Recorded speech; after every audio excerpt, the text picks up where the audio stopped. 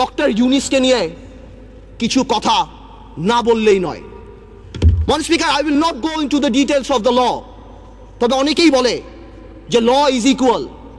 এখানে অনেক বড় বড় কনস্টিটিউশনের বিজ্ঞ লোকেরা আছেন, তারা যদি থাকতেন আরো সুবিধা হতো। মহান স্পিকার, যদিও পার্লামেন্ট বলে, সংবিধান বলে ল ইজ ইকুয়াল, বাট বাস্তবে কিন্তু ল ইজ নট ইকুয়াল। 111-এ দেখেছি অনেক বড় বড় নেতাদেরকে বিষ তেলে রাখা হয়েছে, কিন্তু দুই নেত্রীর জন্য আলাদা জেলখানা রাখা হয়েছে।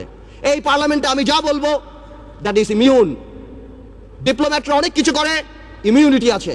কিছু কিছু ক্ষেত্রে কিছু কিছু স্পেশাল মানুষের জন্য ল একটু কাট করে যেতে পারে। Doctor Yunus, I can very well understand 65 বা 70 ইয়ার্স ওল্ড, বাট 80 বছরের রাষ্ট্রপতি যদি এত বড় বক্তব্য লিখতে পারে, 75 বা 70 বছরের ডক্টর ইউনূস আমি মনে করি গ্রামীণ ব্যাংকের এমডি পদে ভালোভাবেই থাকতে পারত। মাননীয় স্পিকার, ডক্টর ইউনূস বাংলাদেশের সম্পদ না পৃথিবীর সম্পদ। আমি দেখেছি আমাদের মাননীয় পররাষ্ট্রমন্ত্রী বলেছেন this will not effect our relationship, বহির্বিশ্বের সাথে আমাদের সম্পর্কে। ঠিক তার পরের দিনই জন কেরি বলেছেন উই আর কনসার্নড। 23 জন কংগ্রেসম্যান বলেছেন উই আর কনসার্নড। বহির্বিশ্ব ফোন উঠে ঝগড়া করবে না, এটা তাদের diplomatic language, that we are concerned, we are looking into the matter. Doctor Yunus আমাদের মতো না। আমার ফোনে সবচেয়ে বড় ভিআইপি ফোন করে জয়নাল আবেদিন ফারুক সাহেব, আর ডক্টর ইউনূসের ফোনে ফোন করে হিলারি ক্লিন্টন। মনে রাখতে হবে সে কোথায় উঠে গিয়েছেন। ডক্টর ইউনূসের এই ব্যাপারটা অ্যামিকেবলি সেটেল করা যেত। আই হ্যাভ উইটনেসড ইট। আমি নিজে দেখেছি বিবিসিতে হোয়াইট হাউস স্পোকসম্যান বলছে we are deeply concerned, this is Yunus allergy. আমি জানি অনেকে বলতে পারবে এটা আমাদের সার্বভৌমত্ব, আই ক্যান আন্ডারস্ট্যান্ড এটা আমাদের সার্বভৌমত্ব, কিছু একটা ব্যালেন্স নিড টু বি ড্রন। এখন সার্বভৌমত্বর সাথে ব্যালেন্স, এখন গ্লোবালাইজেশনের সময় কালকে বাংলাদেশের বিপদ হচ্ছে, আমরা তাদের কাছে যে হাত পাততেছি, দুই নেত্রীর মনোমালিন্য হচ্ছে, নির্বাচনে যাবো কি যাবো না, আমেরিকান এম্বাসির দাওয়াতে ভিড় লেগে যাচ্ছে, এখানে ভিড় লেগে যাচ্ছে, আর যখন কোনো কিছু হচ্ছে তখন কি বলা হচ্ছে এটা আমাদের সার্বভৌমত্বের ব্যাপার। এটা সার্বভৌমত্ব ব্যাপার না, এটা পার্সোনাল ভেন্ডাটার ব্যাপার। সংসারের কথা আসছে, excuse me, I would appreciate if you let me finish. Yes, please, uninterruptedly. Thank you. Yes, you should know it. আমি আরেকটা কথা বলতে চাই। সন্ত্রাসের কথা আপনি বলেন, একটা চেইন অফ কমান্ড থাকতে হবে। যেই দেশের স্বরাষ্ট্র প্রতিমন্ত্রী শাহরুখ খানের কনসার্টে যে মাটিতে বসে, সেই দেশে কি হতে পারে? বাণিজ্য কোথায় যায় আমাদের? আ মন্ত্রী ইজ নট আ পারসন, আ মন্ত্রী অফ দ্য ফ্ল্যাগ। সেই মন্ত্রী আমাদের, সেইখানে স্বরাষ্ট্রমন্ত্রী যেই কাজ করে এই দেশে এগুলি হতেই পারে। মাননীয় স্পিকার, অনেক কথা বলে অনেক কিছু শেষ করা যাবে না, তবে আমি এতটুকু বলতে চাই ডেমোক্রেসির সাথে গুড গভর্নেন্স থাকতে হবে, মোরালিটি থাকতে হবে। আপনি কল্পনা করতে পারেন মাননীয় স্পিকার, একজন অ্যাটর্নি জেনারেল ওই পদে বহাল থাকে, কিভাবে সে বসে বলে কে নোবেল প্রাইজ পাওয়া উচিত, কে নোবেল প্রাইজ পাওয়া উচিত না। এটা অসম্ভব। আমার দুঃখ হয়, আমার ভয় হয় যে মাননীয় অ্যাটর্নি জেনারেল যদি চাটুকারিতা করে আগামীতে ভবিষ্যৎ ল মিনিস্টার হওয়ার জন্য আমার বলার কিছু নাই, কিন্তু যদি তার বুদ্ধি এই হয়ে থাকে যে সন্তু লারমার প্রধানমন্ত্রী, হ্যাঁ কে পাক না পাক that is not our concern, কিন্তু ফোরামটাকে ডক্টর ইউনূসের পাওয়া উচিত ছিল না, এই বুদ্ধি যদি অ্যাটর্নি জেনারেলের হয়ে থাকে, তাহলে আমি শঙ্কিত যে বাংলাদেশের জুডিশিয়ারি কোন দিকে যাচ্ছে। মাননীয় স্পিকার, আমাদের সবার কিছু কিছু ব্যাপারে একটা ন্যাশনাল কনসেনসাস হওয়া উচিত। নতুন প্রজন্মের রাজনীতিবিদ হিসাবে আমি এতটুকু ক্লিয়ার করে বলতে চাই, শেয়ার মার্কেট আওয়ামী লীগ বা বিএনপির প্রবলেম না। আমরা চাই এটা খোলাসা হোক। কেন এতদিনের রিপোর্ট আসছে না? আমরা জানতে চাই যারা সেলফ ডিক্লেয়ার্ড ব্যাংকরাপ্ট ছিল তারা কিভাবে 30-40 হাজার কোটি টাকা আছে। আমাদের টেলিফোন যদি ট্যাপ করা হয়, আমরা জানতে চাই সেই দরবেশ আর সেই মুরিদদের টেলিফোন কেন ট্যাপ করা হয় না, আমরা জানতে পাই ফোনগুলি কোথায় যায়। এবং আপনার সমন্বয়হীনতার ব্যাপার দেখেন, সরকার যখন বলে ডাইরেক্টলি এর মধ্যে বিরোধী দল ইনভলভ, ঠিক সেই মুহূর্তে আমাদের মোস্তফা কামাল সাহেব যে অর্থনীতি মন্ত্রণালয়ের সংসদীয় কমিটির চেয়ারম্যান, সে ডাইরেক্টলি বলে আমার কাছে তেমন কোনো ইনফরমেশন নাই, আমি তো জানি না। What a mockery! এটা প্রধানমন্ত্রী রাজনৈতিক স্টেটমেন্ট দিয়েছে, উনি ইনফরমেশন দিবে কিভাবে? মাননীয় স্পিকার, প্রথম আলোতে দেখলাম ওনার কোম্পানির 10 টাকা শেয়ার নাকি 290 টাকা হয়েছে।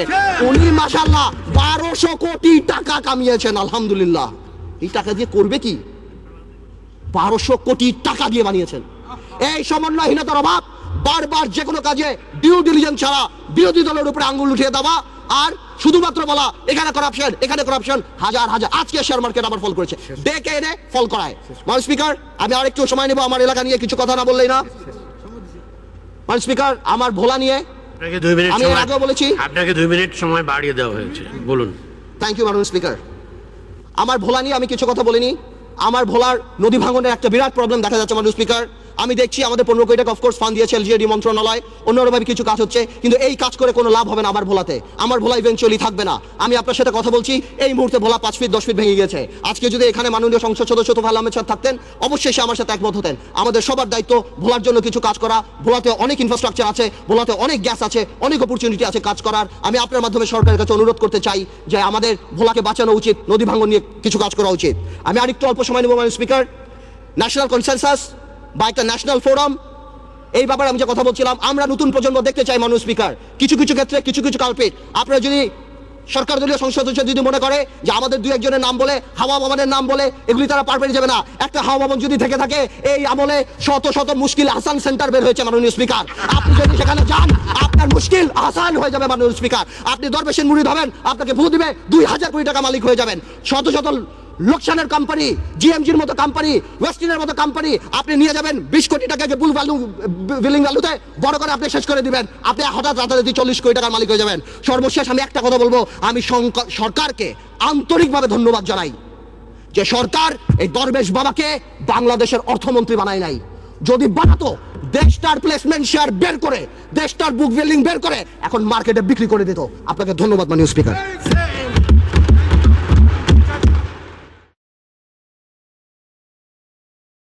শেয়ার মার্কেট আমাদের কোনো চিন্তার ব্যাপার না। সরকারের তরফ থেকে তা বলা হলো, এতে বিরোধী দল দায়ী।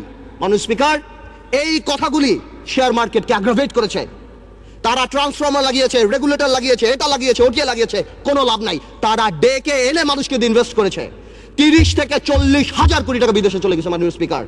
মাননীয় স্পিকার, গত 2 বছরে 12 লক্ষ বিও অ্যাকাউন্ট হয়েছে। এর আগে আরো 20 লক্ষ ছিল, এর মধ্যে 8 লক্ষ শুধু আমাদের মা বোনেরা। মাননীয় স্পিকার, আমার যদি বিও অ্যাকাউন্ট থাকে, if I have a BO account, naturally my mother, my sister, my friend সবাই আমার উপরে ডিপেন্ডেন্ট থাকে। এক বিও অ্যাকাউন্ট দিয়ে 5 জন, 6 জন, 10 জন কাজ করে। আপনি জানেন বাংলাদেশে কোনো ব্যবসা বাণিজ্য এখন নেই, সারা পৃথিবীতে মন্দা। এই মুহূর্তে সবাই 2 লাখ টাকা, 5 লাখ টাকা ইনভেস্ট করে 5,000 টাকা কামাই করার জন্য চেষ্টা করেছে। এটা কি কোনো অপরাধ? I can very well understand. বিজনেসে লস হবে, লাভ হবে, কিন্তু ডাক দিয়ে তো আপনি ধোকা দিতে পারেন না। বারবার ডেকে এনে শেয়ার মার্কেটে ইনভেস্ট করিয়ে তাদেরকে রাস্তায় ফেলে দেওয়া হচ্ছে। 30 লক্ষ লোক যদি স্বাধীনতা যুদ্ধে মারা যায় মাননীয় স্পিকার, তাহলে 30 লক্ষ লোক এই আওয়ামী লীগ আমলে ফকির হয়েছে মাননীয় স্পিকার। মাননীয় speaker, one thing I just don't understand, আজ থেকে 1 বছর আগে এইখানে দাঁড়িয়ে বললাম এয়ারটেলের কথা।